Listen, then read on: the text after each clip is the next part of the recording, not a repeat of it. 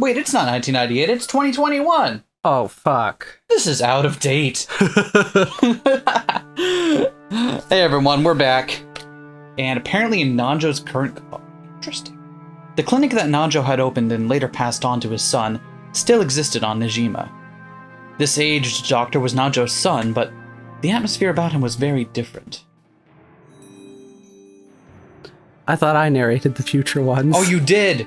I'm sorry, I am so used to just doing it. It's fine, I'm truly sorry to say this if you've come all this way, but I've nothing in particular to tell you. The voice is hereditary, I see. The voice is indeed hereditary, so you'll find I am not subject to the use of my family curse as my father was. Did the menu always look like this? Yes.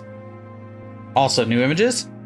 Ah! The same, but scale further away. In the new art, he just stands back farther and respects social distancing. Son Nanjo says, make sure to stay back 6 feet. Nanjo's son said that very indifferently. After the accident on that island was taken up by the broadcast in a most indiscreet manner, even my father, who was Mr. Shiromu's doctor and friend, was focused upon by many with a wholly regrettable interest. All of it was without proof, and they even managed to defile all my father's previous achievements. I still feel a great deal of resentment because of that. And now you're here digging it up again, so you're being kind of an asshole. Yeah, that's what I do. I think that's understandable. The same thing happened to me. I had to put up with it constantly since I was 6. So, my apologies. The doctor finally remembered that Angie was also a victim, who had been exposed to the same curious eyes as he had been. In that case, you can probably understand why I don't want to have anything to do with that incident. That was an unfortunate accident. The only ones who want to make a fuss about it being a crime are those irresponsible TV shows and magazines. I am more than fed up with their attitude. Nanjo had been bathed with attention for being one of Ushiromiya Kinzo's few friends. Because of that, there was probably an aggressive and persistent rush among the witch hunters and the press to use Nanjo's son as well, a surviving relative, as a source of information. To be fair, I don't think we ever considered Nanjo's family. Yeah. Amongst this, but yeah. I mean, they're not Ushiromiya's, but like... Well, what? I guess it also begs the question, what about the families of some of the servants? Shannon and Cannon might not have a family for dubious reasons. But Goda and Kumasawa probably have families. Yeah. So we know that Shannon and Cannon don't, the ones with on names. Yep. But yeah. we don't because know. Either way, like, even in the most, like, charitable interpretation of their past, they were in an orphanage and never knew their parents. Yep. We don't know about Goda, Kumasawa, or Genji's Genji, I would also doubt. background. But because he's got the eagle. Mm-hmm. And it's implied that he might be also furniture. Mm-hmm. He is. He is. It's... But we don't know that he's from the orphanage like True. the others. He's from somewhere else. Yep. Probably. And Goda was a well-known chef. Yeah. Like, he was famous in that kind of circle. So it would be... He would probably have acquaintances left as well. I wonder if that'll come up. The only one I can't get a read on would be Kumasawa. But yeah, there's way more people attached to the people on the island than I thought. Anyway. The doctor went on and on, criticizing the press indignantly. Oh, also, before we get too far, you made an observation about the last episode. After we finished recording it, you came up to me and you were like, oh god, this is what was happening there. What observation did I make? You mentioned that the fact that Rosa was clutching the side of her head the entire time. Oh, yeah. Because, I'll let you say it. So, she's clutching her head the entire time, complaining about how much that side of her head hurts from sleeping on the cold floor and all of that. Mm-hmm. When we know she's among the victims, she died, so... That's probably her experiencing her life flashing before her eyes in her final moments, having had that side of her head blown off, right? And it also explains what Maria's doing at the same time over in the guest house, being like, because that time frame syncs up. So, yeah, interpret it like that. Almost seems to be certainly what was happening with Rosa. Mm-hmm. Anyway. I really understand how you feel. For a person like me who was observed even in her personal life, and whose privacy, likeness, and even human rights might have been violated, it's really easy to pick up on the anger of someone in your position. And for that very reason, I want to know, more than anything else, what in the world happened in the incident that so thoroughly ruined my life. So I came here. I'm a related party just like you. Not a magazine columnist or an interviewer. Please, don't get the wrong idea. But did her family make it there first? I don't know. Because what's her name? Kasumi Sumadera? Yeah. Did the Sumaderas make it to him first? Because they seem to know. Mm-hmm. They seem to be getting close to Rokkenjima themselves, so... Anyway. I didn't come to do this for fun. Quit looking down on me. If we're gonna argue over whose life was most screwed up by that incident, you're no match for me. Brr. Angie spoke sharply. Angie, spoke sharply. The doctor, who hadn't imagined that he would be talked back to in such a forceful manner, couldn't help but fall silent. From Angie's perspective, the doctor really was whining over nothing. She really didn't want to be looked down upon.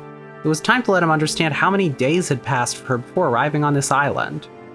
The doctor realized that he'd said something wrong and remained silent for a while, looking uncomfortable. I know it's probably painful to remember what happened at the time, but if there's anything you do know, please tell me, no matter what it is. Of course I'll keep quiet about it. Well, you see, my father was prescribing Kinzo antipsychotics for a very long time. Well, I visited here today to bring some resolution to my life. I'm 18. That incident took away 12 years of my life, and it'll probably keep on taking. Since that day when I was 6 years old, I've remained shut away in darkness. Are you saying that despite that, I still don't have a right to know? No, how rude of me. It seems that since all the others who came were ill-natured folk, I instinctively put up my guard. I apologize for my rudeness. I understand. I swear not to breathe a word of this to anyone. I'll tell you everything.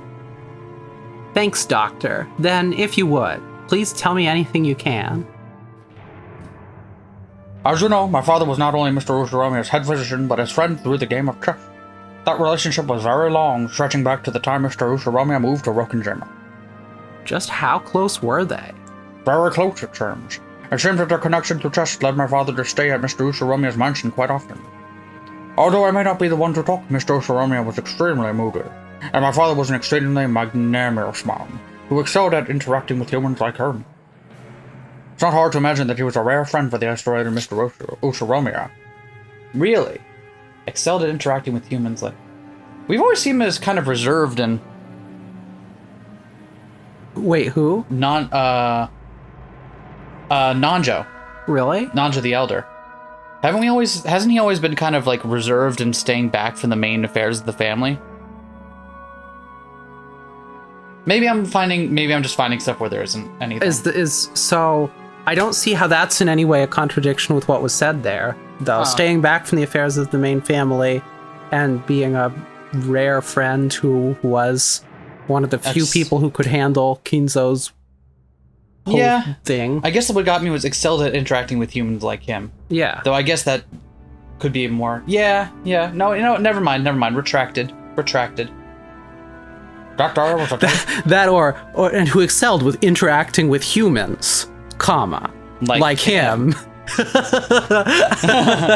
Doctor because he's not one.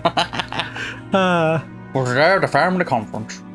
At the Ushiramiya family conference, the family's wealth and its management were rigorously scrutinized, making it almost like a financial conference, which means Dr. Nanjo must have gained a trust so great that he was asked to attend even that, right? Wait. That was... Okay, regardless. That was Angie. It's spreading! I'm so sorry. My father was a simple doctor, so I cannot imagine that he was in a position to advise on the management of financial resources for a massively rich family like the Ushiramiya family. He was most likely called there to assist with Mr. Ushiramiya's health, because it was not at its best at the time. As Kinzo's close friend, I'm sure my father would have kept his mouth shut, and that he was trusted not to leak the secrets of the family conference. Wasn't Ushiromiya Kinzo in very bad health at the time? Were there any medical charts left behind? Perhaps they wrote the medical charts with them on the day of the accident. I'm afraid to say that the entire folder of Mr. Ushiromiya's medical charts has been lost. He was my father's patient, so I do not know the details. Around the time of the incident, did anything strange happen? Oh, yes, there was one thing. However, it seems exceedingly likely to invite misunderstanding, so I very much do not wish to discuss it. What is it? Please, tell me. Did you listen to what I just said? No, that's kind of my thing. Okay. For a while, the doctor beat around the bush. But after saying that much, he wouldn't be able to fool Angie by dodging the subject. He eventually gave in, and after making Angie swear herself to secrecy again, told her. The truth is, several days after that accident, I received something by mail at my home. By mail? It was very curious. The sender was made out to be me, but I had no memory of it. Someone had faked my name and sent it. The destination was Reborn Island in Hokkaido. Including the Northern Territories, it is at the northernmost tip of Japan. The recipient was apparently a resident on Reborn Island, but the name was my father's. Oh, okay, hold on. So, does that mean it had been returned to sender? Perhaps. So, it purports to be a letter sent by him to his father at the northernmost on an island at the northernmost tip of Japan. Allegedly. That's what it purports to be. Right? Okay, I'm just making sure I get that? Yeah. Okay. However, it seemed that there was a problem with the destination address, so it was stamped as address unknown and returned to the sender. Okay. Okay, yeah. Oh, interesting. So if they picked an address that far away on purpose and an address that didn't exist, it could be that it was sent very early and made to be delayed long enough that it would only come back after whatever happened on Rokkenjima happened. It was truly a strange tale. Nanjo's son's name was written as the sender. However, he said that he hadn't mailed the letter. In short, that meant someone had faked his name and sent it. The destination was Nanjo Terumasa on Hokkaido's Reibun Island. But the lot number written on it didn't exist, so the local post office had been unable to deliver it, and instead sent it back to the sender, Nanjo's son. What was inside? I do ask that you keep silent about this. It's extremely troublesome to me as well. And even so, I cannot throw it away. The doctor stood up and faced a bookshelf. I'll be over here if you need me. I do. There was packed a group of dictionaries that could only have been ornamental, meant to make it very clear that the owner was an intellectual. When he pulled several volumes out from there, a large brown envelope peeked out from behind them. He took that out and tossed it onto the desk. It had been carefully sealed with cellophane tape, and its faded color and dryness made it clear that it had been sealed 12 years ago. I ask most solemnly for your silence on this matter. Being so persistent that it was annoying, the doctor removed the seal with a paper knife. Then, when he tilted the envelope, an already opened mail envelope spilled out. The envelope had a weight to it, hinting that there was something other than a letter inside. The recipient was certainly Nanjo Terumasa. Just seeing that was a huge shock. Following that incident, Nanjo's corpse had not been found, and he had eventually been treated as dead after going missing under extraordinary circumstances. Right, because we established that none of the corpses were found. And despite that, this letter, addressed to a Nanjo in Hokkaido, existed. One could almost take this as a sign that he had faked his own death and escaped to Hokkaido.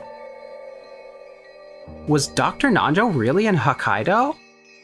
Or else was there another person with the same first and last names in Hokkaido? If my father had somehow escaped from the accident and lived in Hokkaido, that would have made us or his family very happy, regardless of the circumstances. I also thought of that possibility at first. However, the envelope's destination address does not exist. In short, this envelope was mailed that had no way of reaching him. Is there a possibility that the sender miswrote the correct address? Of course, I cannot deny it. However, judging from the residence's house number, I find it hard to believe. You don't just simply miswrite Fort Part 269. Hokkaido, Raebun Island, Raebun County, Raebun City, 1-2-34-567. Yeah, clearly written just to force a time delay of them trying to send it before it was returned back to him. Up until Raebun City, it's fine. But I just couldn't wipe away the feeling that the sequential number after it, 1-2-3-4-5-6-7, was a little insincere. It felt like a fake number that some kid had made up. They probably wrote a nonsense number that clearly didn't exist. I think it's natural to assume that from the very beginning, this envelope was sent to a non-existent residence to which it had no chance of being delivered. If the destination address doesn't exist, mail is generally returned to the sender. But even in the case of an incomplete address, the local post office will often, courteously, and to the best of its ability, research to find whether the sender's intended destination exists. When they still can't find it, the mail is sometimes returned after an investigation of several days. It seemed that the same thing had happened with this envelope, and the stamp was postmarked on October 3rd. It was postmarked on Nijima. Nijima was a long way away from Raebun Island. On top of that, the destination was also nonsensical. I forget, did we establish where in Japan Nijima is? Is it in the south, or? I believe so?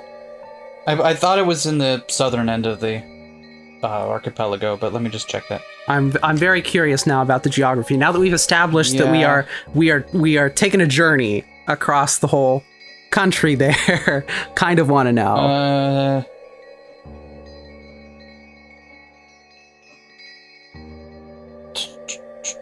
It is south of Tokyo.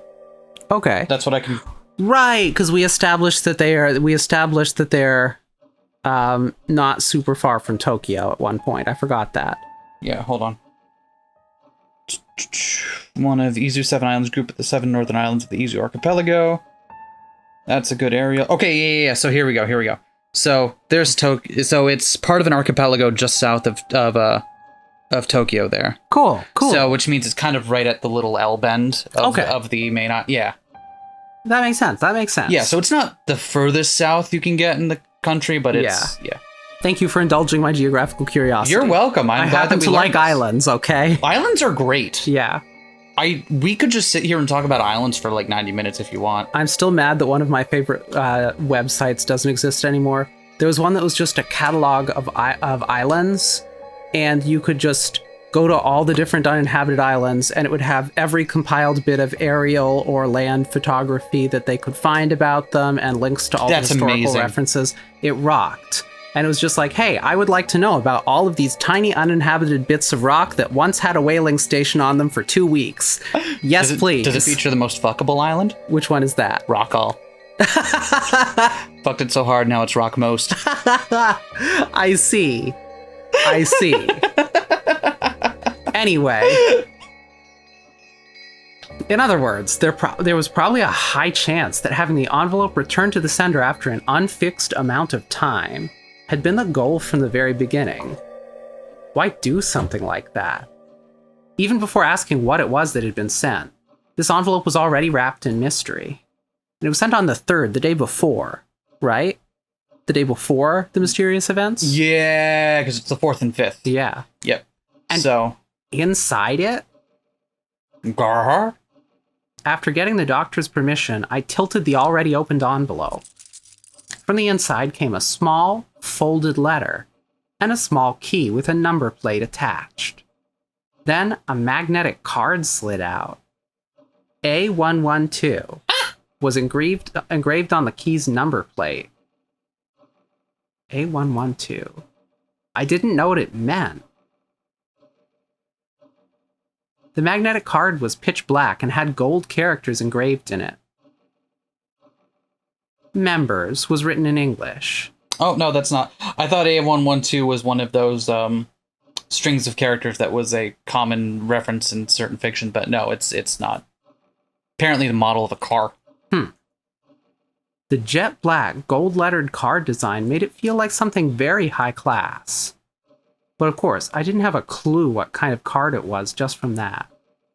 Oh, okay, so there's the letter, a key with a number plate, and a magnetic card. And the magnetic card says members. Members, and it's got the gold, and the key has a thingy on. Okay, cool.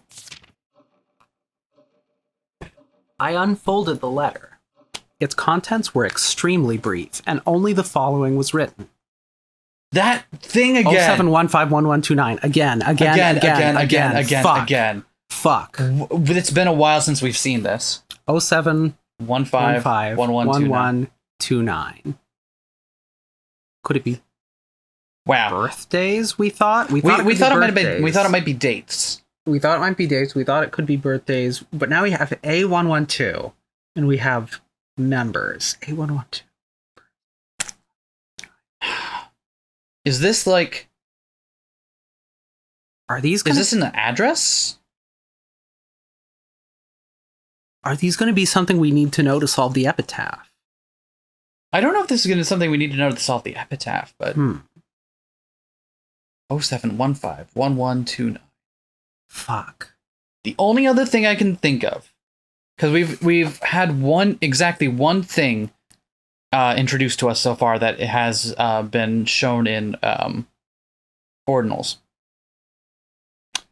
We know everyone has a designated place at the Ushiromiya table, and they are numbered. It's the only other thing I can think of that would intersect with this knowledge, but even that's dubious.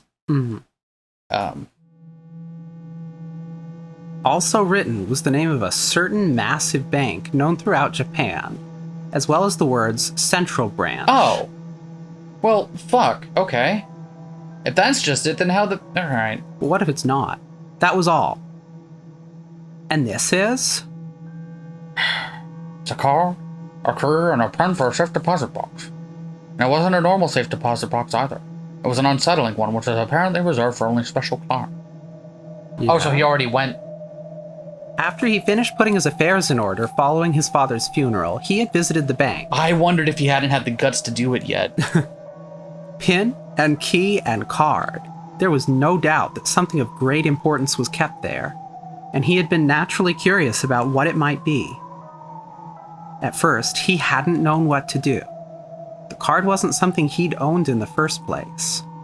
When he mustered up his courage and showed the card to a bank clerk, he was then switched to a clerk of clearly high status and was guided to a large vault on the fourth basement. The security on the way there was strict. The doctor had himself stored valuable items such as real estate transcripts in safe deposit boxes before, but this was something on a whole different level. Unlike the procedure the deposit box had been using, with this system, as long as you had a card, a pen, and a career, you didn't even need to have your identity confirmed. That's screwy. Is it? No, is it though? Here's a deposit box where we don't need to know who you are. We just need to know that you have the right to get in there. Yeah. But anyway, I was frightened at how imposing this vault was, and I wondered what kind of shady objects might await me that had to be stored in a place like that. And then? When I passed the card through the reader, I was asked to input the PIN. After that 8-digit number was input and authenticated, I was permitted to access the vault. How are we supposed to know it was a PIN for an unrelated? I don't think we were. Alright. Why would we have been? Yeah, I guess. I don't think this is going to be the answer for what that number means. It might be what it's used for here. But it's not what it means. But it's not what it means. Okay, that's fair. It was an incredible scene. A world like something from a sci-fi movie. The massive, dimly lit silver room was covered with doors to safes. He had entered that room along with the clerk. It seems that as soon as the card was read, the vaults he had a right to were determined, so that safes he could open were lit with a green light, while those he couldn't open were lit with a red one. R112 was one of those safes that were marked. By the way, there were several other safes marked with a green lamp besides that one. I think there were at least 20. There might even have been more in the other corner. In any event, I only had the key to A112. No way of checking the contents of the other safes. Could that be where the Ushiromiya family gold is? I guess. Or where the Ushiromiya family is. Or where the Ushiromiya... Oh, God. How? Ow! Oh no! Oh no! As the clerk watched, the doctor had unlocked and opened the safe. When he did, a safe drawer like a large cabinet had opened, and an expensive-looking Duralumin case peeked out. That was carried into a separate room, where for the first time, the clerk left, and he was introduced to the contents. And the contents were? Cash. Cash? How much? I've heard that a pack of 1 million yen in fresh banknotes is precisely 1 centimeter thick. Since those were packed tightly into a Duralumin case of such a size, there was probably 100 million in total. I don't know because I didn't count. I didn't even touch it with my hands. I realized at once this was dangerous money. It isn't normal to store a whole 100 million yen in cash in a case in a safe like that. It's much easier to deal with if you put it into an account and turn it into numbers. When someone is unable to do that, then it's clear that there's something wrong with that cash. My mind went blank, and I instantly realized that I mustn't get involved. So you didn't use it at all? Correct. I locked it back up just as I found it, returned to the original safe, and left. Thought about throwing away that key and card, but I don't know what will happen. For that reason, I've been hiding it in the back of this bookcase for a full 12 years. I still do not know what kind of money that was. Could I borrow this envelope? No. Please just view it here. Understood. Then, if you'll excuse me, there's something I want to investigate. I took One-chan's grimoire from the knapsack I had set down. Then I opened to the page with the paragraph Beatrice had written to One-chan, and compared the handwriting on both. There was no mistake about the characteristic handwriting. The one who had sent this 100 million yen in cash was Beatrice herself. But what is it? Is that because Nanjo won somehow? Even posthumously? I don't know. How? I don't think he did. Something's bugging me. What is it? What could it be? Yeah, I'm pretty sure I got something like that in the mail. Hey, Ma, where'd you put that? Interesting. So we are going into the other families. Yep. The same envelope and contents had been sent to Kumasawa's son, who had once lived with her. But he had been very busy in the days since, and seemed to have forgotten about it while running around all over the place. However, its strange contents had apparently stayed in his memory, and he remembered as soon as Angie mentioned it to him. After a bit of a wait, his thin-lipped wife found the envelope, complaining that he always forgot where he put things right away. The modus operandi for the sender and recipient was the same as Nanjo's son's. The sender was made out to be Kumasawa's son, and the recipient was Kumasawa Chiyo.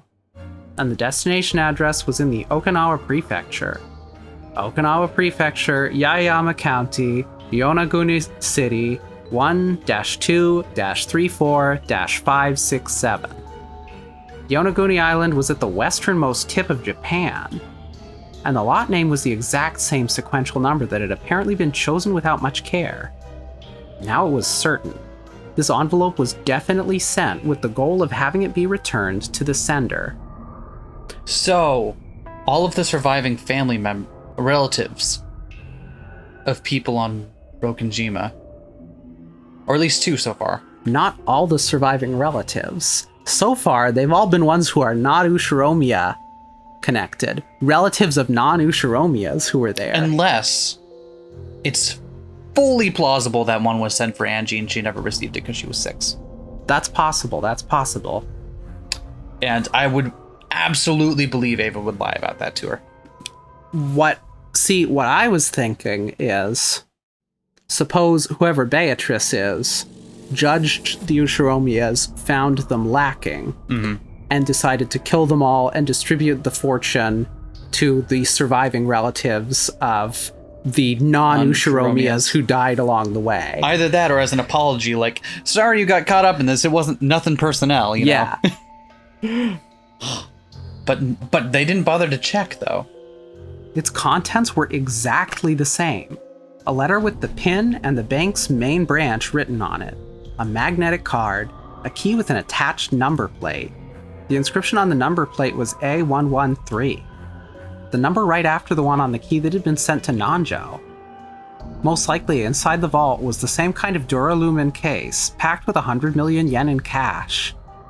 And there were 30 that lit up, so that's probably... Supposedly, yeah. 3 billion yen? Right?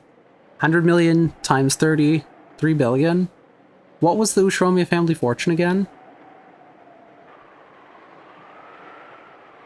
I don't remember. I think it was somewhere in the... I thought it was around that order of magnitude, maybe an order of magnitude more than that. I thought it was might have been in the tens or hundreds of billions of yen.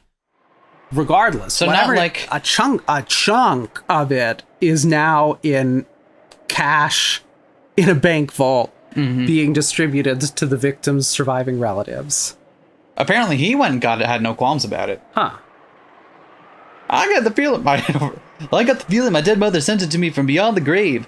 Don't really get what's inside, and it's creepy, so I just left it alone all this time and totally forgot about it until today. So you know what this is, girl? To be that the same kind of thing came to your place?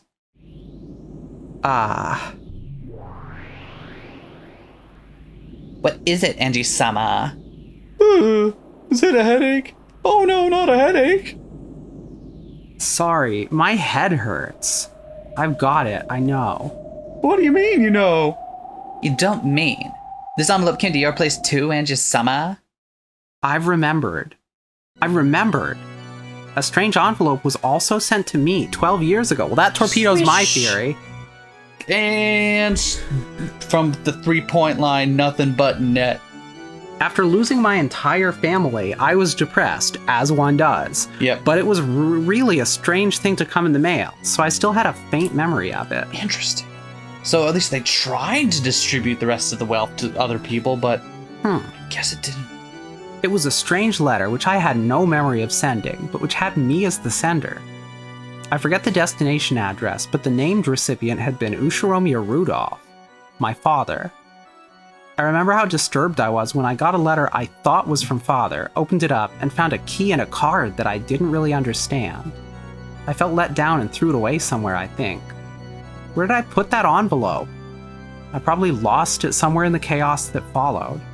By now I have no way of checking its contents. However, I have a general idea. I'm sure the contents were the same. Without a doubt, there had been a key, a card, and a note with a pin inside the envelope. Beatrice, what was she trying to do here? So did she hand out the stupid money to all the surviving relatives? I won't forgive her for mocking them even after their deaths. Ooh, Angie! Sakutaro acted nervously.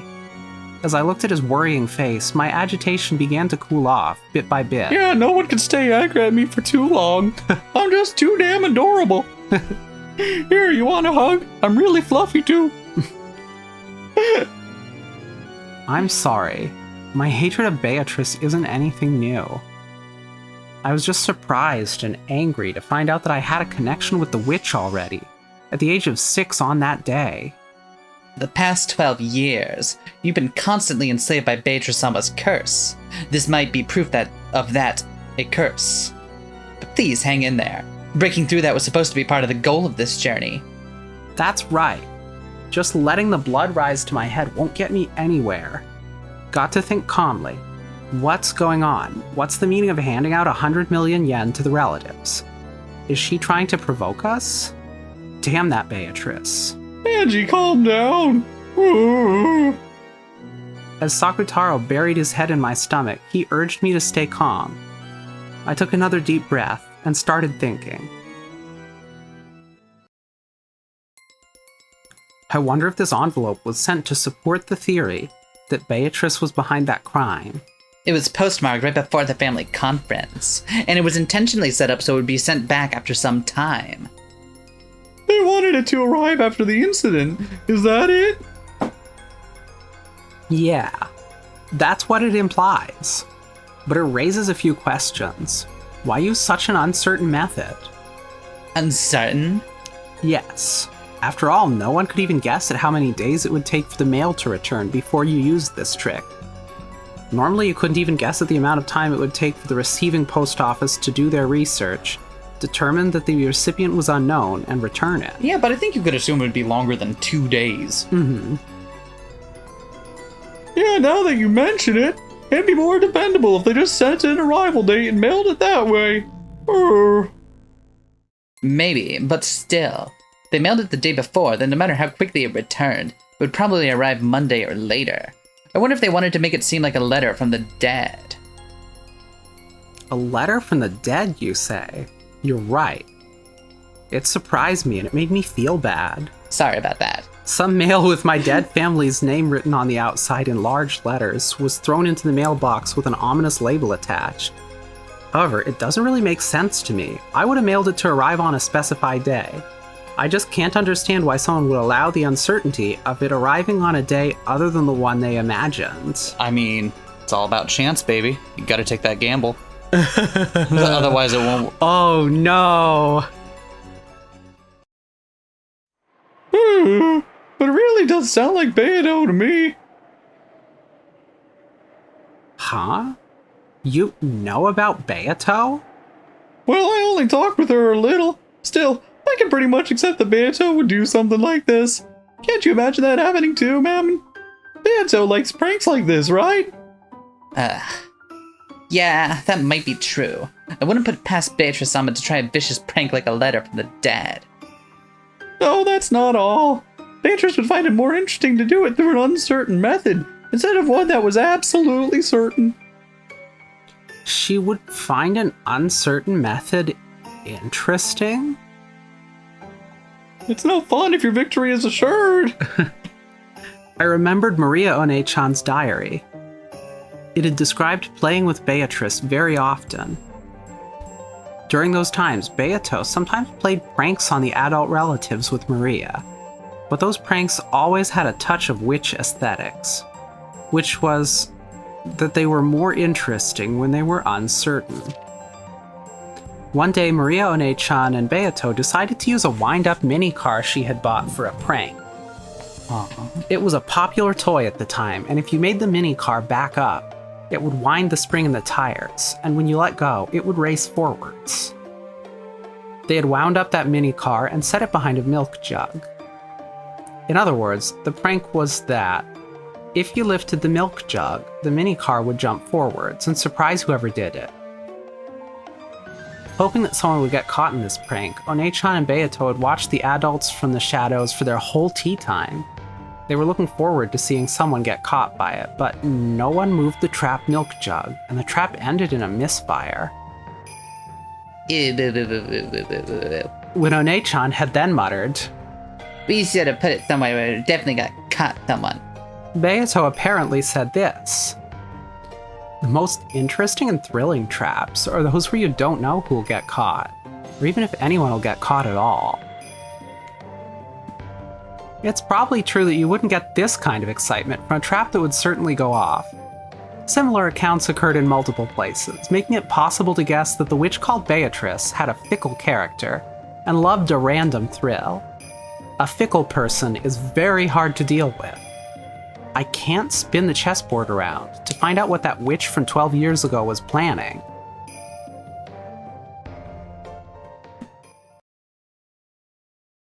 Psych, she plans nothing in advance. You can't read her moves if she doesn't know what they are. It's the equivalent of the bong cloud. I try to always stay one step ahead of myself, keep me on my toes. As Angie examined these, her gaze darted from place to place. Then she suddenly showed interest in the wall. There, several framed pictures were hung. Many of them were commemorative photos from when the relatives of the Kumasawa family gathered or went somewhere to play, and Kumasawa was in several. Oh, you thought I wasn't going to be in this chapter. And she still wore a smile that made it so you could almost hear her lighthearted laugh. It's part of my distant memory, but I definitely remember that she was this sort of cheerful old lady. Did you notice anything different about Kumasawa-san in the days leading up to the incident? Nope, she looked the same as ever. The family comforts put her on edge, so she was always grumbling about how tough it was. Huh? What's this? Among the several frames, there was one that had something other than a picture of people in it. It was a picture of an enlarged relief of a door from a Western-style house or something. You couldn't see any interesting subject in particular, which actually bugged me a bit, as I wondered why anyone had gone to all the trouble of taking it. As I got closer, I realized that some characters had been written with a pen. Wait, have we seen this? Have we seen this background before? I don't know. Is this... I feel like... Is it Kuadorian? I want to say it's the chapel? But Maybe. I don't remember for sure. I don't remember. We'll find out. We'll find out in the next couple sentences. I'm sure, yeah. Oh yeah, that's a photo I got when Mother's belongings were distributed. I think it has probably something to do with that Legend of the Gold thing. The witch's epitaph, you mean? It was whispered that it pointed out the location of the hidden 10 tons of gold. So Kumasawa-san tried to solve it too. But this isn't the epitaph, it's the first time I've seen it. There was an arch above the Western-style door, and that's where the relief was. English words were engraved there, and that seemed to be what the picture was focused on. The pen writing appeared to be a translation into Japanese. This door is opened only at a probability of a quadrillion to 1. You will be blessed only at a probability of a quadrillion to 1. I don't recognize it. Nothing like this ever showed up in the epitaph or One-chan's diary. Was that on the chapel? The chapel had English writing, didn't it? But it wasn't that, was it? I don't recall. I don't remember. I genuinely don't recall. Shit! If that's... Oh, man, we're gonna have to take a look at that. In Mother's belongings, there were quite a few photos and notes that looked like her trying to solve the riddle of the epitaph. Mother was actually surprisingly fond of that kind of thing. And there was that rumor that 10 tons of gold bars were hidden somewhere. It's no surprise she got so absorbed by it. In both Maria One-chan's diary and in her grimoire, there was a description of the witch's epitaph. It had talked about how it was a ceremony to open the door to the Golden Land, Beatrice's resurrection ceremony, Beatrice's succession ceremony. On and on. Maybe the most interesting one was the last part, about it being a succession ceremony. According to Beatrice, if you were able to solve the witch's epitaph, you would receive not only the 10 tons of gold in the Ushiromiya family inheritance, but her own magical power and name, as well as the title of Golden Witch. Among the Ushiromiya family household at the time, the witch's epitaph was thought of as a difficult quiz, which the family head, Kinzo, had arranged for to choose a successor. But with the mariage sorcière interpretation, the questioner was Beatrice herself. And she had posed the question in part to choose her successor. Oh, background Beato. I like background Beato. There were slight discrepancies in the details of the two interpretations. Either way, its ominous contents brought to mind a bloody serial murder, and both of the message bottles drew a tale of a crime following that pattern. If I could solve the witch's epitaph now, 12 years later, I wonder if I could expose some plot made back then. Expose? Yeah, expose. Explode? You want to explode a plot? Explode a pot? Look at all those tea leaves left in the bottom of my cup. Gross. Good God, that's gross. I made tea poorly. You'll get it, you'll get it. Hopefully yours was better than mine. Mine was tasty, Okay, thank you. good. I appreciate that Vivian has gotten into tea making as a hobby now, because it means I get to drink the fruits of her labor. Tea being the metaphorical fruit. Tea is not a fruit. It's a metaphor. Tea is not a metaphor, it's a delicious drink. Oh my God, read your line. I tried to solve it many times myself, but I never did have a clue what it meant. It seems that many witch hunters tried as well. I also found theories like the La Plata theory and the what? And the Enora theory in certain books. I think that's the first time we're hearing these names. Yeah. However, neither of these theories were conclusive. Are there any other materials? I think so, but they were all split up between my siblings. I don't have a clue who has what. Sorry. Just reading this English text that Kumasawa-san took a picture of, it gives the impression that this was a forbidden door that was rarely opened. But where in the mansion is it, I wonder? Judging by the lighting, it looks like it's outside. I wonder if Kumasawa-san thought that the gold might be hidden in there. Who knows? Either way, I do wonder where in the Rokkenjima mansion it was. Hate to say it, but there wasn't enough money in Mother's bank account to make me think she found the gold. Ha! She probably didn't find it after all.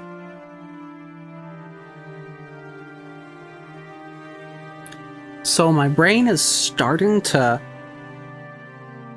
piece some things together. Hit me. And I don't know if it's real or not. But we've been bringing up all of these things about the succession Yep. of Beatrice. Yep. And then Virgilia being the former Beatrice. Yep. And then Virgilia sleeping in Kumasawa Yep. in some way. Okay. Was Kumasawa Beatrice? Was Beatrice summoned into Kumasawa at some point when she was younger? And then Kinzo got tired of her and summoned a new Beatrice into someone else? That seems wild. It I don't does. know, I don't know if I buy that, but that's interesting.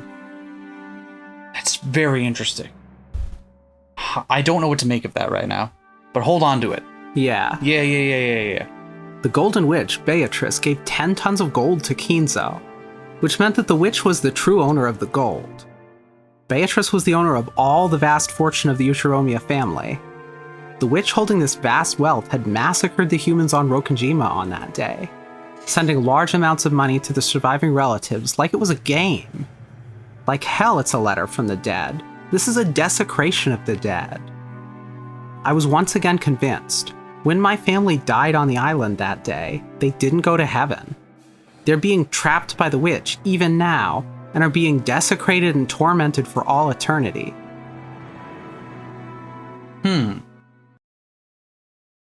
The other thing I'm thinking is, so it was sent from Nijima on the 3rd.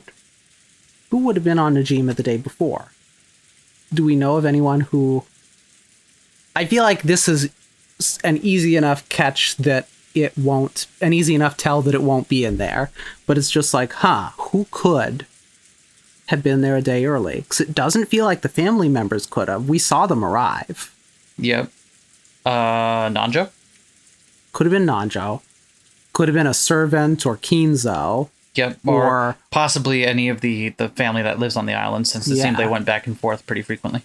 But it seems difficult to suppose that any of the Ushiromiyas who were over to visit, including Ava, could have done that.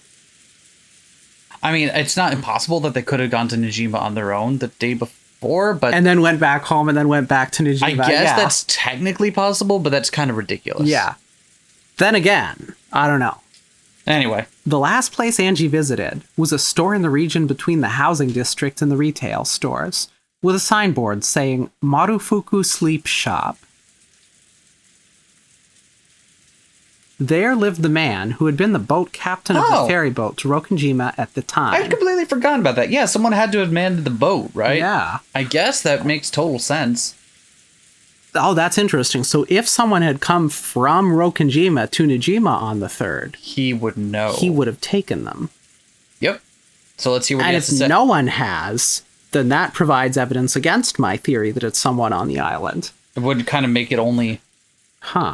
Even he, who had once lived as a man of the sea, had retired after contracting a serious illness, and was now taken care of at the house of his son and his son's wife. I remember it very well. Oh, we're going to see what I look like in the new image. Oh, I'm just standing farther away. I'm standing farther away now. Oh, I came up back close again. Hammer the new images button and back. Oh, and back. Oh! Ah! That's terrifying. It's a party trick I learned once. Still can do it even my old age. I remember it very well. You were still about this small. Look how you've grown. And it must have been very tough on you. I know well how you must feel. The former boat captain was in such high spirits that you couldn't really tell why he had retired in the first place. Because he had seen something he wasn't meant to. Or... His memory seemed clear too, and he could remember the events of more than a decade ago well. Apparently even about how Angie had been at the time. The way he chatted on was very helpful for Angie, but at the same time, he also remembered the final family conference very well. And the fact that he remembered even details like Battler's fall madness on the boat was actually painful for her. It had been so back then as well, but even now, there was no public way to cross to Rokkenjima. It was necessary to make an individual request to an owner of a boat to make the voyage. I'd been unable to arrange for a boat to Rokkenjima, so if he refused me, such a voyage would probably become hopeless. I get you. It won't be easy to find a boat eager to go to that island. By now, there are even some who call it by its old name, Akujikishima, instead of Rokkenjima. Demon? I don't know what that's. I don't think that's that word. I don't think, no, that's my... It's understandable why the sailors around here would turn down your request. From the start, fishermen had feared Rokkenjima as an island of misfortune. What's that word? Akujiki. Okay. And because of that incident 12 years ago, this fear had reached a peak. They respected the sea, feared it, and revered it. There were almost no sailors who would try to take a boat to the cursed island. Because of that, most of the witch hunters were unable to cross over to Rokkenjima, and were limited to taking a trip around the island. Ironically, this had caused the sense of mystery surrounding Rokkenjima to increase even more, which had resulted in the propagation of the bizarre witch stories they loved so much. Would you take me in your boat? Oh, you want to be on a boat? Yeah, we can do that. They're supposed to give it back to me just for tomorrow. It seems like its engine has been in a pretty bad mood lately. I'll knock it into shape. The former boat captain promised that tomorrow he would go back to his previous job and take his boat out to Rokkenjima. Now, my method of transport to Rokkenjima is insured. This is probably all I can do on Nijima. All that's left is tomorrow.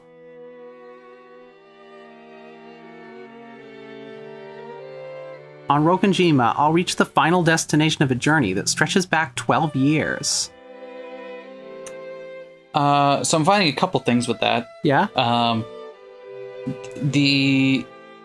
It seems to literally mean, eating forbidden food. Huh. Also used as, like, eating things that are not normally eating inferior food. But eating forbidden food seems to be the salient one. There also seems to be associated with a demon sword of some kind. So, I see. I'm gonna just say I got it right. Anyway, isn't that great? This way it looks like you'll be able to go to the island. Oh, wait, I got Battler. Give him Battler voice for a moment there. It sure does. I'd heard that it'd be hard to find a boat, so the boat captain's helpfulness really saved me. Although it may not be the same as it was for you, Angie-sama, I'm sure the incident 12 years ago has been a thorn for the boat captain as well, one that he still hasn't been able to pull out. Even though the boat captain wasn't able to sort out his feelings this whole time. That's probably true. Also, you sound like yourself again. I didn't realize the curse extended to you as well, Sakutaro. That guy had taken his boat out on October 5 as promised. There's a chance that he could have saved a lot of people. If he hadn't been hesitant to go out just because of a little wind. You shouldn't say things like that. I'm sure that's pained the boat captain constantly until today. Apparently, they truly had been right in the middle of a typhoon on October 5th. According to the boat captain, he had known for certain that they'd be trapped by the typhoon if they headed to Rokkenjima on October 4th. But the family had been very persistent about the date of their conference, which had been determined beforehand. It was only natural. All of the relatives had been very busy at the time, and they came to the family conference only after arranging their schedules beforehand. It was probably a situation where they couldn't easily push it back to the next week just because a typhoon was approaching. It wasn't the boat captain's fault. but perhaps you could say that he wasn't so irresponsible that he could place the blame wholly on the typhoon. Certainly, just as these two said, there's no doubt that the boat captain has been dragging the events of 12 years ago along with him this whole time. And by taking me, the last member of the Ushiromiya line, to the island, and bringing me back safely, he might be trying to find some resolution for his past. The boat is supposed to return just a later afternoon. I'll guide you to Rokkenjima after that, so we should arrive before the evening. It's an island without electricity or lights. You won't be able to stay long. Will you be satisfied with landing that short? There's nothing that would make me more satisfied by staying longer. I'm grateful just to have you take me there. Yep, don't mention it. If I hadn't parted with my boat, I'd be able to guide you to the island as much as you liked without being stingy. It's not like I have a goal of doing something in particular on Rokkenjima, so I'll be there during the evening. The evening, which straddles the two different worlds of day and night, seemed almost like a borderline between this world and the next. Or possibly 1998 and 1986. And it felt like the most fitting time to visit Rokkenjima. It's not like I have anything in particular to do there. Just staying there for a few hours should be enough for me to find some closure. I gotta wonder if, God, why can't I remember her name? Kasumi? Yeah. If Kasumi has found a way to get there before her. She did say that they were heading there, right? Yeah, and even if people are reluctant to go there, it seems she has enough. It seems she could probably force some people's hand. Or buy a boat. Or buy a boat, Yeah. Yep. At that time, there was a small knock on the paper sliding door, and Amakusa stuck his head in, tapping his watch. I nodded back and told him about how I had succeeded in reserving a boat for tomorrow. That's great. It's about time for us to go. We'll be counting on you tomorrow, Captain. Sure, leave it to me. I've heard all about what you guys have gone through. I also watched the talk shows at the time, and I was disgusted by the people who stirred up that incident just for fun. I'll help out any way I can. It's also very strange that she didn't get to him first. Yeah. Thank you very much. Then we'll see you noon tomorrow. Here. The fare for the boat. Angie took a wrapped wad of 10,000 yen bills from her pocket.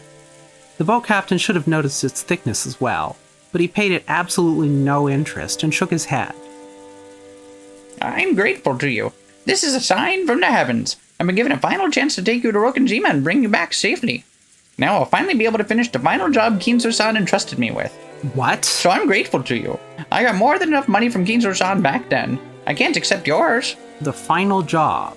The final job Kinzo-san entrusted me with. Did he receive a letter too? So I'm wondering, does it just mean, oh, he didn't take them back safely that time and has been worried ever since? Or does it mean Kinzo-san gave him another job, which is, if Angie ever shows up asking to get to Rokkenjima in 12 years, let her over. Make sure you do that, yeah. Thank you very much.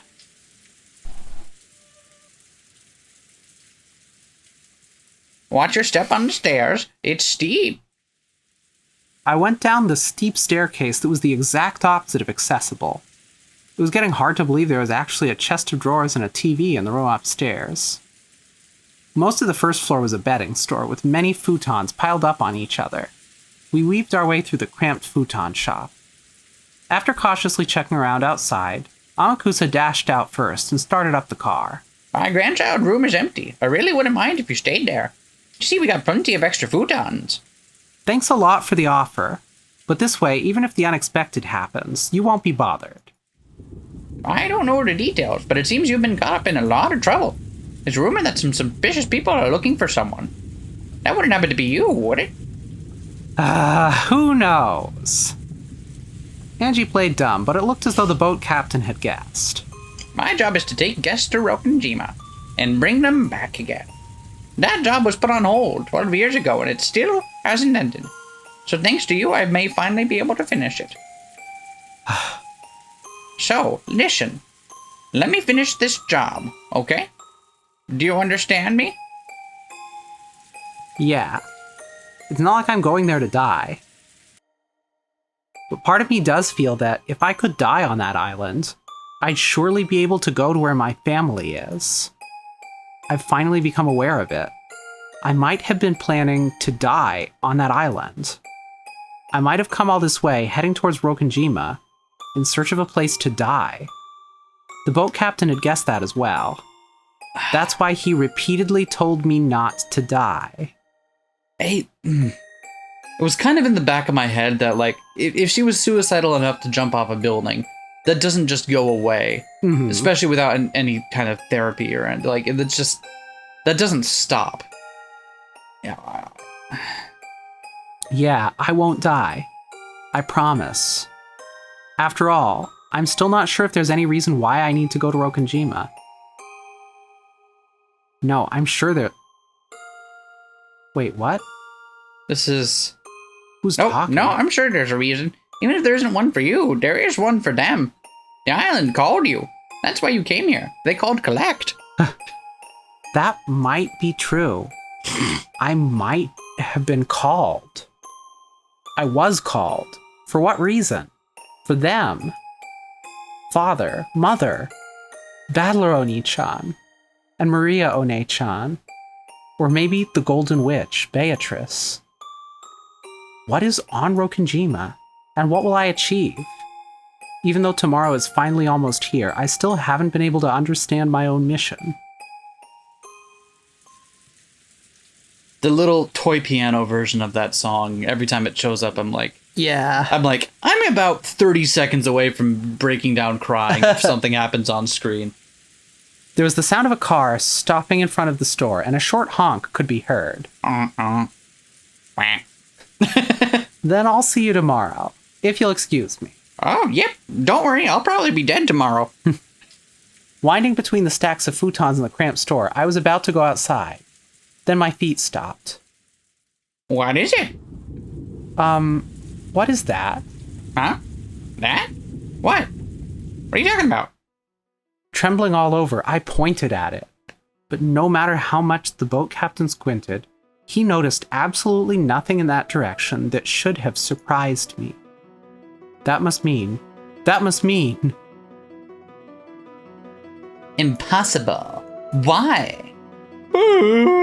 Angie, what does it mean? What's going on here? I don't have a clue either.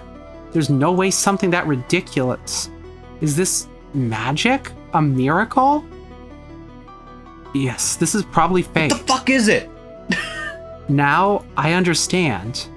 This was my mission. I don't have a clue.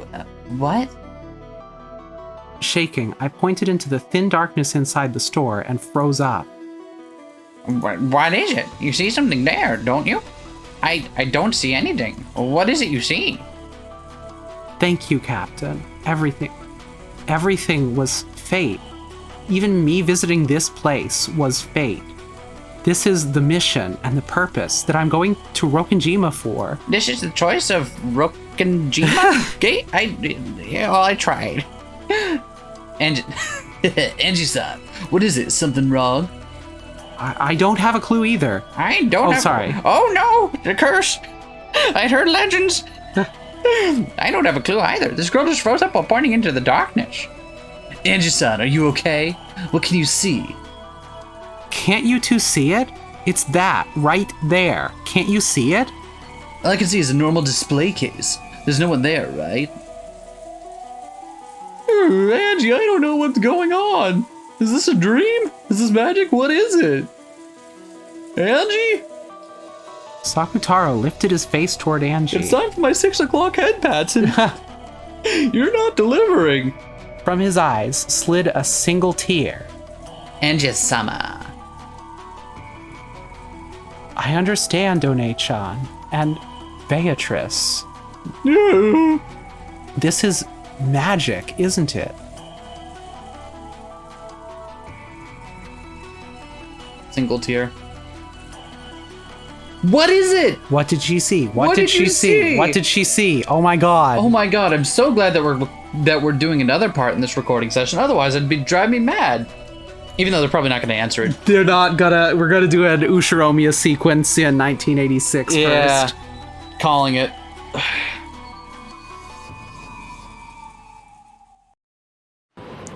I need my head pats. Angie-chan?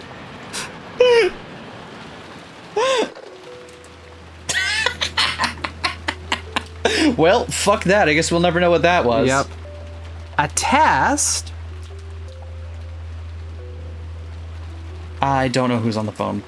Probably Kraus. Yes, listen well. Once again, there was a call from Kraus to the guest house. Nailed it.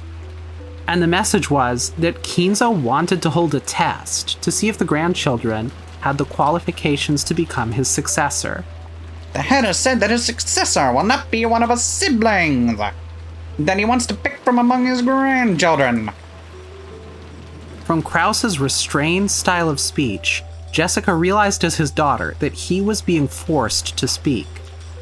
And she was forced to realize that the hostages were being exposed to danger even now. What was that weird noise? Oh, sorry, that was me. Okay. Playing with something under there's a box under here. And she was forced to realize that the hostages were being exposed to danger even now. That if they refused this test, there was a possibility that the hostages would be harmed. I was trying to method act Sakataro and just playing with the box. I see. Yeah, don't worry about it. Then, what should we do? Indeed. Hold on. Kraus put down the receiver, then looked at the grinning Kinzo on the other side of the bars. Kinzo gave his next order. Before the test, those not involved must be removed. Goda and Kumasawa are there, I believe. It will be a problem if they interfere with the test. Banish them from the guest house. Banish, you say? Nah. There should be a gardening storehouse in the Rose Garden. Lock Goda and Kumasawa in there. We'll begin from there. Tell them to do it immediately. My weapons will be watching. If they happen to do anything questionable, I'll instantly stop the test and execute all of you as sacrifices. I understand. Hello, Jessica. Listen closely to what I say. Kraus relayed the orders to lock up Goda and Kumasawa. What kind of test are you planning? It truly is a simple test. I only want my grandchildren to show me their resolve. I think it'd fucking fight to the death. Yep. Well then, I wonder what kind of results they'll show me. Looking disgusted, Kyrie watched Kraus, who was talking with the children. I hate it, but for now we cannot refuse orders. In this dungeon, a feeble resistance won't amount to anything. If we provoke him too much and drive him into a position where he might kill us, there will no longer be any way to stop this murderer. For now, the only choice left is to obey his rules without agitating him, all the while waiting for an opportunity. However, if we continue to obediently follow his commands, the children might be attacked in this so-called test. They might even lose their lives. Whether we feign obedience or try to resist, nothing will cause the situation to improve. Anyway, straining our eyes so that we don't let a single chance escape until the very end is the only resistance possible now. While telling herself this, Kyrie watched over Kraus as he delivered Kinzo's orders. I understand. It's unfortunate, but all we can do right now is wait. If only we could do something about these bars, we might be able to return to the mansion. If only we could somehow get out of here. I'll try something. Kinzo-san, I have a request. What is it, my friend? We understand well that you want to test the tower. It's fine for you to do so as you desire. That your power of the Ushimura family might have been destroyed long ago. We truly understand why you want to carefully select the person who will take charge. Besides, that is what the family conference is all about. We won't get in your way. Your insight is useful. That's right, this is the family conference. The final family conference, where I will select my successor. And that's Kinzo-san. It's far too cold here. Since we won't interfere with your test, couldn't you take us to a slightly warmer place? Warmer. Like hell? Sure. At Nanjo's words, the slight signs that Kinzo's mood had been improving were blown away. Nanjo was struck with a moment of silence as Kinzo gazed at him with dangerous eyes, as though appraising him. Certainly this place is cold. It's tough on an old body. Master, wouldn't it be alright if we moved them upstairs? I cannot do that. Are you naive, Nanjo? So, by acting as though you'll skip this turn, you truly and splendidly advance your strategy. I'm not falling for that, you see? If you're freezing, then why don't I line the floor with red-hot coals? My apologies. Virgilia had tried to help out, but in the end, Kinzo would not comply. You two sure are obedient. If you felt like it, you could easily break these bars. Yeah? Yeah. The cannon's got a D sword. Yeah? Even if we break them, nothing will come of it. Of course. If you were to break these, it would mean the end of Goldsmith's game. All of you, as well as those humans in the guest house, would immediately become sacrifices for Kinzo's ceremony. But surprisingly, you two might be the only ones. Yes? Perhaps only you two hold the power to break out of this situation, right? You want to reach the Golden Land, don't you? You must have many dreams you want granted, right? Only those two. The gap. You mustn't provoke me. This is not your game. It is the Master's as well as Milady's game. What is it, Ronabe? Oh, nothing. We were talking to the prisoners. Forgive us. The Gap sent one final sneering smile at Cannon, then turned away. Cannon could only bite his lower lip and shake his fists. Oh, I've got impotent rage. Damn it. You did well. Good job hanging in there. We're powerless because we're furniture. That's right, we're powerless. However, furniture is sometimes relied upon, and even loved. Right now, we've only been stored away in the basement. Surely, one day, somebody will love us, because they'll rely on us.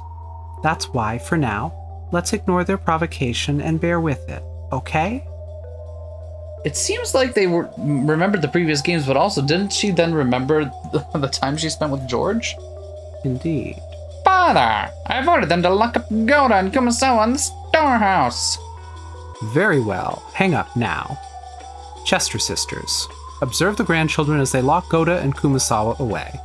If they do anything suspicious, then in that moment the selection test for my successor will be over. When Kinzo made his order, the Chester sisters appeared behind him in a line. Understood, sir. I will scout. 556 and 410 will cover both flanks. Are there more? Is there a fourth Chester sister then? Because that would. What if there are at least 556 of them? What happened to Chesters 1 through 555? That would then match with the theory that they're based on the porcelain bunnies that Maria had. 45, you're on wide area surveillance. 00, 556 is... that's right. Sorry.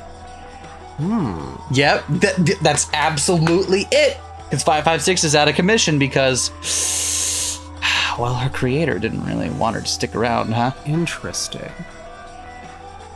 She was a good kid. That's why I don't like them. Yeah, good people. What are you doing, Chester sisters? See, that absolutely confirms it. Unless it doesn't. Follow my orders. Unless it does. That confirms it unless it doesn't. That's the Umineko promise. My apologies, sir. Then, let us go observe. Move out. The Chester sisters erased their forms simultaneously. And also, one of them's missing an eye, so I gotta wonder if maybe Rosa tried to have at it with another one of the bunnies, but... Nanjo and Kyrie had witnessed the instant they appeared and disappeared as if by teleportation, but they interpreted this as moving in and out of the darkness in a way that only looked like teleportation, and the two could do nothing but rub their eyes. Well then, I shall begin the preparations for the test. Ronabe, the Gap, I'm asking you to be the examiners. You're always so kind in remembering my full name. Thank you. Virgilia, you'll watch these rats. After all, 2 of my furniture are here. Just in case, be on your guard. He glanced at Shannon and Cannon. Tightly closing her eyes, Shannon gave a silent bow and answered wordlessly, avoiding any unnecessary actions. Certainly, I'll be careful. Isn't this cold hard on your body, Leah? Should I bring you a hot water bottle? Shut up. Go quickly. The gap. Well now, what a strange experience this game is, to have a test and examiners. I do hope this development entertains milady. Come, arise, goat attendants. Meh, meh, meh. These attendants really are the goat. Just top tier attendants. They truly are, goated, as they say. Virgilia began to call out into the darkness, and from that spot 3 massive goat-headed attendants suddenly appeared. Yeah, Beato's minions. How convenient. Plus, they seem so warm. Hey, Cece will use them instead of a hot water bottle. In that case, wouldn't sheep have been better than goats? You're the one wearing cashmere. That's cashmere? Ah! They aren't very bright, but they faithfully follow orders and are quite dependable. Oh, the more I learn about their outfits, the less happy I am. Like, the cashmere would be really soft and stuff, but why would you do that with it? Oh my god. Indeed, I leave it to you, It's just so upsetting. my friend Virgilia. The rest of you, follow me. With a dignified gesture, Kinzo fluttered his cloak. Following him were Ronove and the Gap, as well as the 3 recently summoned goat attendants. Hey, you 3 are supposed to wait here with me. Don't follow them. The goats jumped in surprise, then came tottering back. Virgilia definitely seems a lot less competent this time around. She does. Something else that's hitting me. Yep. We got a bunch of focus on Rosa. Rosa dies. We learn about Rosa's obsession with finding love. Yep. Then we get a demon who is obsessed with love and will do anything for a guy as long as he's hot and is a fashion plate. What's the connection? There's a connection. There's gotta be something there. Yeah. Yeah, there's something. I don't know how to put it together yet, but I think you're right that there's something there. But it doesn't make sense if we are to believe that the sides of the heads had indeed been blown off and that they died. I don't know, the side of her dress is blown off. Hey, heyo! Got him. But yeah, the characterizations of these characters definitely seem very... You know who we haven't seen on the island yet? Yeah? We haven't seen Beato. Yeah, we haven't seen Beato. We've seen all of her minions, we've seen all of her friends, all the other colorful cast of characters. We have not once seen Beato on this island. And yet she's the talk of the town. Everyone's like, oh, it's all for her enjoyment. Yeah, exactly. Everyone's talking about like, oh, this is all for her, but nowhere to be seen. Unless she is Kinzo? here. Unless she is here. Maybe. Could be anybody. Could be you. Better check right now. Are you Beato? I hope not. Kyrie, who had been watching stunned all of this played out, couldn't help but snort.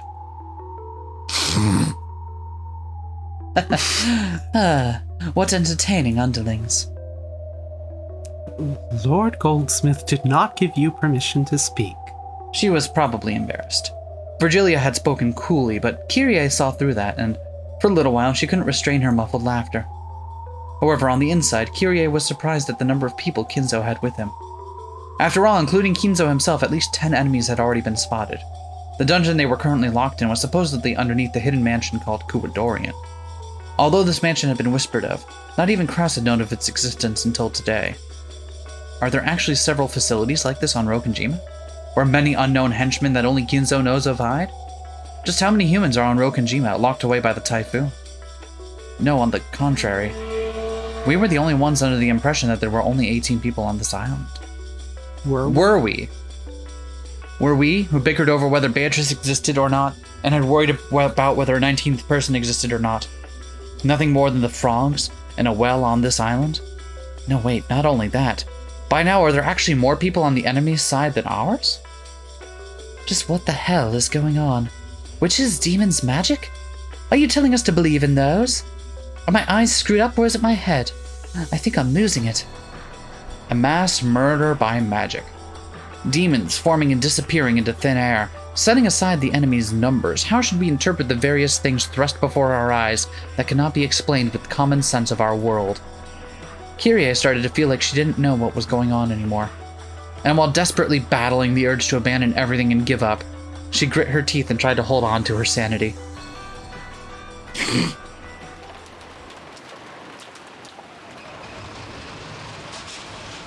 Well, in you go. Obviously, Goda and Kumasawa were quite unwilling to be locked in the Rose Garden shed, but they were threatened that if they resisted, the hostages' safety could not be guaranteed. It was fairly hard to get them to agree, but once they started thinking that their safety might actually be guaranteed, if the key to the gardening storehouse was to be handed to them after being shut inside, and it was decided that blankets and food would be carried in for them, they were finally convinced. But we already know that locked room murders happen in there, so they won't be fine. Oh, this place is pretty chilly. I wonder how long we'll have to stay locked in here. It could be as late as Monday morning at the worst, so a full day and night. I really feel bad about doing this to you, Well, too. clearly not bad enough to not do it. I mean, yeah, that's a given. Oh, that's how it is it? You wanna fight? Oh, put him up. No, I'd lose. Damn right. Featherweight champion, 13 years running. It's all the mackerel. Makes you unstoppable. George and Battle cleared a space on the floor, then spread the blankets there. They also left the canned food, crackers, and other light snacks they had brought. It'll be hard for you guys to go until Monday with just this. If only we could make a trip to the kitchen. They said not to go anywhere we weren't told to. Sounds like we're being watched. Damn. I am honestly sorry that we cannot be of any use. And then these are the times that we are truly supposed to be at your sides. It can't be helped. More importantly, take care of Kumasawa-san. We don't know what might happen. If the going gets tough, I'd like you to play it by ear and come to the rescue. And more than anything, I want you to be safe. Yes, I understand. Please be careful, everyone. Right now, the Master is taking human lives like they're pieces on a chessboard. Please look out for yourselves. Goda stared at the floor, even now unable to believe what had happened as he remembered that atrocity in the dining hall, and he hung his head in shame at his failure to fully describe that terror. Thank you. Make sure you stay on your guard. You too, Kumasawa-san. But no, you please take care as well. I don't have any idea what's going on anymore. Well then, we'll be off. Let's go, Battler-kun, Jessica-chan. Come on, you too, Maria-chan. Woo. Who is just taking this the best out of everyone? Yeah. Looking at the pitiful expressions on the imprisoned pair's faces, it really got hard to close the shutter, but we can't disobey. We're being watched. The shutter was brought down and locked. Then George walked towards the small window on the side of the storehouse. At that side there was a small latticed window that could only admit light and ventilation. It looked like something from a jail, making the two of them seem even more pitiable. But on the other hand, it would hopefully protect them from Kinzo and his subordinates. He opened the window and called out. Are you okay? You aren't cold, are you? We're okay. You've given us so many blankets after all. If we wrap ourselves up, we'll be just fine. I wish we could have brought them a kerosene stove or something. Or maybe a Game Boy. But it wouldn't have ventilation here, and those haven't been invented yet. Well, that's true. They don't have backlighting yet. Could you imagine trying to play one of those without backlight? It'd be impossible. It'll probably be tough for them, but there's nothing we can do now. But if they wanted to play Super Mario Land 2, colon the 6 golden coins, they couldn't do it. They couldn't do it, I say. Hostages are being held against us. We can't disobey. Damn. If we manage to save Kyrie and the rest somehow. Shh. They might be listening. Goda-san, here. It's the key to the shutter. Indeed. I'll hold on to it. Goda took the key, showed it to Kumasawa, and placed it in his own pocket. There's only one key to the gardening shed's shutter. That key was being held by the ones locked up inside it. The children had kept it and had it stolen from them by some chance that would do nothing but expose the lives of those in the shed to danger. And even with the key, the shutter could not be opened from the inside. Kinzo's demands were fulfilled this way. However, there was now no longer any way to open the shed from outside either. This protected them. Kinzo had ordered that they be confined, and we could do nothing but trust that this cold, closed room would protect them. Jessica watched this while holding Maria's hand, then looked over the thickets in the pitch-black rose garden. Somewhere, in this darkness, somebody was hiding, watching to see whether we obeyed orders or not. Of course, when we pointed our flashlights out there, no suspicious silhouettes appeared. But somebody was surely out there, hiding and watching. I was hit many times with an urge to scream at them, but I was able to hold that urge back through reason. The 4 children left the area, repeatedly looking back over their shoulders. The light from the faint light bulb in the gardening storehouse was seeping out slightly. I wonder if this insane incident will come to an end somehow, so we can meet those 2 again. To George, who had closed the shutter himself, the resistance of the lock had made it feel as though he'd killed them with his own hands. But even so, we can't defy them. What's with this test? Damn geezer, don't screw with us. Killing Mom, capturing Dad for that? I don't get it. I'll kill him. Well, I think that might actually be part of the test, so... It's okay, Jessica and Chan. There's nothing to be sad about. Maria. I know, your mom just... your mother just died, and I'm telling you there's nothing to be sad about. But you can't say anything bad because I'm a precocious 9-year-old. Twee! Soon the witch will be revived. Soon we'll be able to meet in the Golden Land. Yeah. Ow. Don't laugh indiscreetly like that. Seriously, a resurrection ceremony for a witch? Getting so many people involved in delusions he should have just kept inside his head. That's gonna cost you, bastard. Let's return to the guest house. It'll be bad if we aren't there when Grandfather calls. Urged on by George, everyone began walking towards the guest house. At that moment, Jessica turned in a circle, facing towards the darkness of the rose garden, and roared. Hey! Someone's watching, right? Tell the old man. Tell him I'm gonna fucking kill him. Let's go! Of Let's course, fucking go! Let's fucking go! Sorry, I just got caught up in the moment. That was pretty awesome, Jessica. Of course, there was no reply, only the howl of the wind and the rain. The children returned to the guest house, while fearing what was waiting for them up ahead.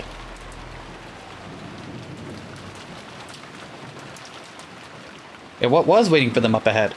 After they left, from the exact point in the darkness that Jessica had yelled at, 2 rabbit ears sprung up. Sorry. They found me out. It's because you're too slow, yeah. Pendragon Sama's gonna scold you.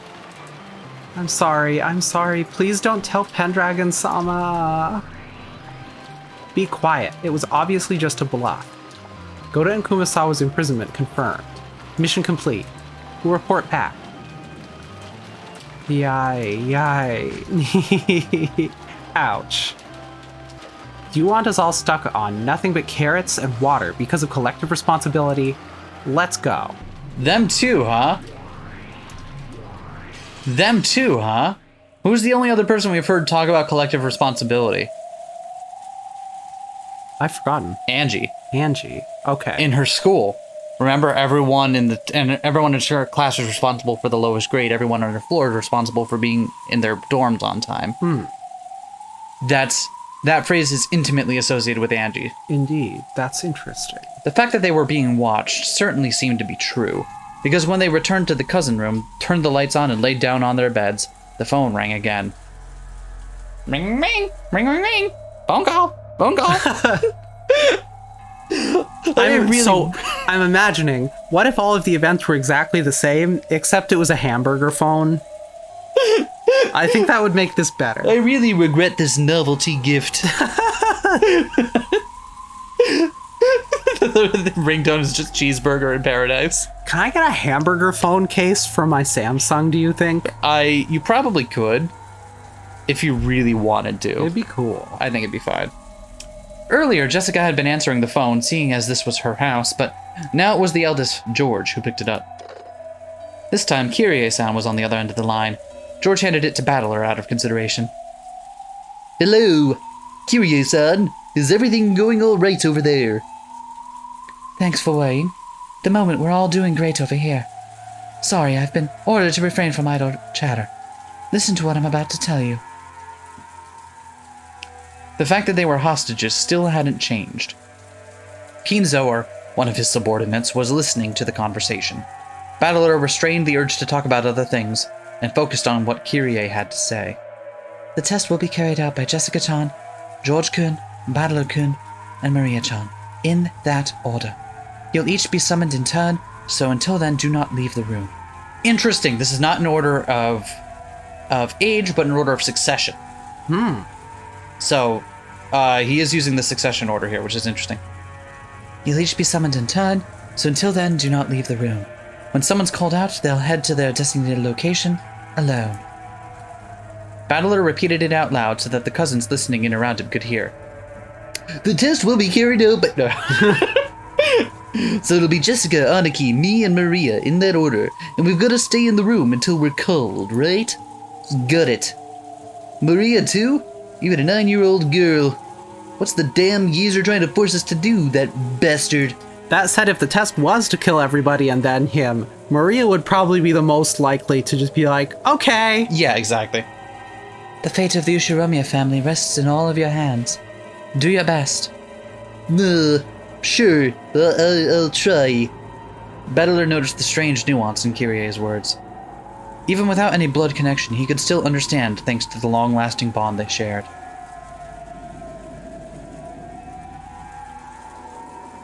At this point, it doesn't make sense to worry about the Ushiromiya family itself. That probably wasn't the message Kyrie wanted to send. She probably meant there's no way for us to escape from this dungeon, and we can only wait to be rescued. Our lives are in your hands. Something like that. Yeah, leave it to me. We don't know what kind of test it is, but no problem. I'll take it gladly. It's gonna be a serious test, right? They should have studied. Maybe it'll be like one of the bubble ones where you could get at least 25% right, just by sheer luck. Should we really go all out? Yes, it's a serious test. Grandfather truly does intend to test you all. It's useless. It's all useless. Some old fart on death's door is gonna give me a serious challenge? Let him spout nonsense after he gets in the coffin. I know he's there, so tell him this for me. I'll be your successor. My first action will be to shove my fist into your face.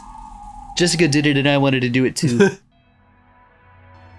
Even without Kyrie having to repeat it, Battler's powerful declaration of war reached Kinzo's ears. Battler, I am truly looking forward to that. I can't wait to see just what a man who once threw away the Ushiromiya name has attained. Just what lot in life he's reached when he appears before me. Excellent, it got to him before Jessica's did. Winner. Tell him. Unfortunately, Kinzo's voice was not picked up by the receiver. Therefore, Kyrie spoke for him. Wait, he's not... Is he still there then? Is who still where? Kinzo's still down there. Yeah. I thought he left. No. Along with everyone else. Yeah, he did. He came back.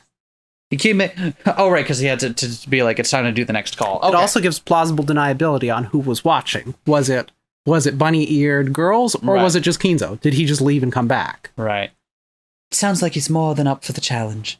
Got that, Battler-kun? There's no need to hold back. You are Rudolph's son.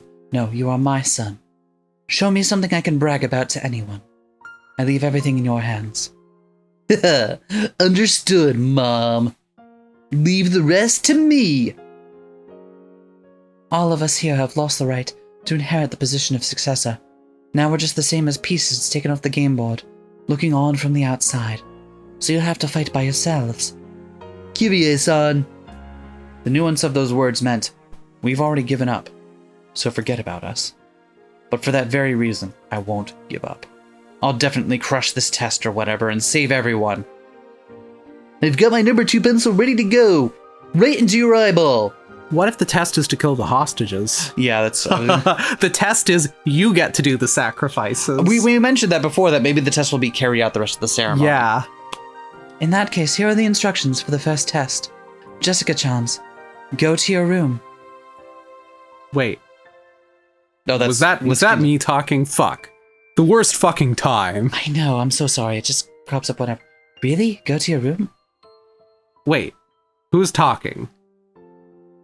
Really? Go to your room? What's your game, you damn geezer? It seems he means Jessica-chan's personal room, the one in the mansion. I'll hand it over to Jessica. Tell her directly for me.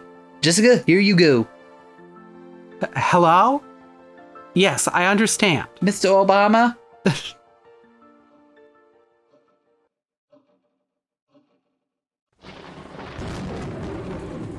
Starting with me, huh? Well, I've been ready. See you later. Even Jessica was probably tempted to succumb to the fear of a girl her age, but she crushed those feelings and strengthened her resolve. Be careful, okay? We're probably being watched, right? We can't do anything we aren't told. All we can do is exactly what they say. They say that old geezer killed those 6 in the dining hall instantly, with no hesitation. So if we try to fight back, we might end up the same way. Where are we accompanying you? I know. I'll beat them at their own game. Don't do anything reckless. If you think you're in any danger, your own safety comes first. If Uncle Kraus finds out that his daughter sacrificed herself for him, there's no doubt it'll tear his heart apart. It goes the other way, too. If Mom and Dad are both killed and I'm the only one left, my heart will rip itself to pieces. Battler-kun, what you said earlier is true, right? Huh? Yeah. Curious and the others are already prepared for what will happen. Then, the way things are now is just perfect. Everyone's lives rest on our shoulders. The hostages can't do anything while they're locked up. That means we'll have to manage something ourselves. Yeah, go team! If something happens, run back to the guest house. At that time, we'll be done playing along with Grandfather's game. Aniki. At that time, we'll declare war. Wherever they're locked up, we'll save them and we'll deal with Grandfather accordingly. Are you sure, Aniki? Shannon-chan's there too. That's why I'm saying it. I'm not sitting around and waiting for my fiancé to be killed. What scares me is not that Shannon might be killed by Grandfather. I'm just worried you guys will get there first and clobber the damn geezer who made my fiancé experience terror before I do. I see. This really does sound like a test to see who will be the successor. Yep. The first one to bury a fist into that old face will be the next head. George, Battler, and Jessica each forcefully nodded their heads and put their fists together. Yeah, me too. Then Jessica headed off to her own room as designated. Her form disappeared into the darkness of the rose garden, waving in the strong winds. Watching her go, George and Battler gripped their fists even tighter, making them quiver.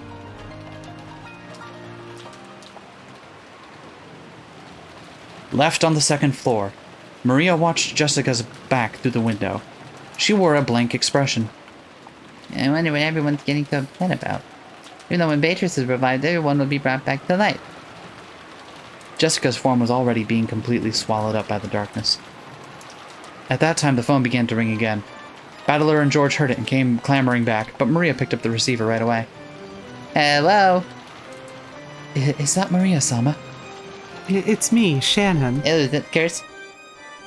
Would you please hand the phone to George-sama? This time it was Shannon on the phone, and this time the message was to tell the next person, George, where he was to go. Interesting. It's a pretty short chapter, all things considered. What the hell is But I going guess they're all going on? to get tested at the same time, huh? Yeah, maybe. Either that or Jessica's test is already over. Yeah. Steps on a rake, bonks her head. Well, if you fall for something like that, then I guess there's really... The room is just set up to kill whoever enters it, and the test is not to do the thing. Well, join us next time when we'll find out where George is headed. Yeah. Should be a good time. Yeah. And by good time, I mean some Danganronpa murder shit going on. Yep. It'll be great.